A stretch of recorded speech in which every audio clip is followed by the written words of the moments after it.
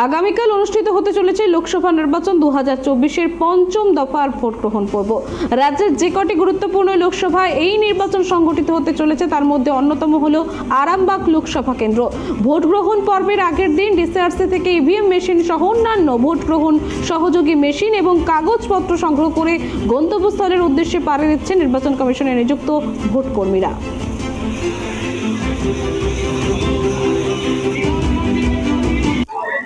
আগেও গেছি, নতুন কিছু নয়, সব ঠিকই আছে। বাহিনীতে আমরা বুঝতে গেলে বুঝতে পারবো, এখনো বুঝতে পারছি এখানে বাহিনী কোনো ব্যাপার না। না, আগের ভোটে কিংবা যতটা শুনেছি কিংবা জেনেছি নিরাপত্তার কোনো অসুবিধা নেই, সব জায়গায় সেন্ট্রাল বাহিনী আছে, কোনো ভয়ের কিছু নেই। আমার পড়েছে যাদবনগর, চন্দ্রকোনা বিধানসভা।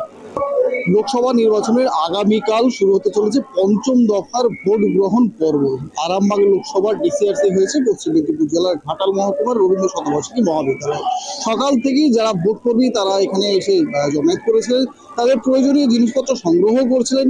কিন্তু যারা ভোট কর্মী ছিলেন তাদেরকে অভিযোগ ছিল গতবারের থেকে এবারে তাদের যে সমস্ত জিনিসপত্র নিয়ে যাওয়া সংগ্রহ করা যে জিনিসপত্রগুলি থাকে তার পর্যাপ্ত ব্যবস্থা ছিল না।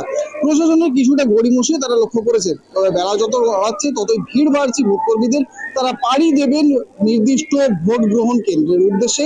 তবে চলতি নির্বাচনে পর্যাপ্ত কেন্দ্রীয় বাহিনী থাকার কারণে অনেকটাই স্বস্তির নিঃশ্বাস প্রত্যেকের চোখে মুখে।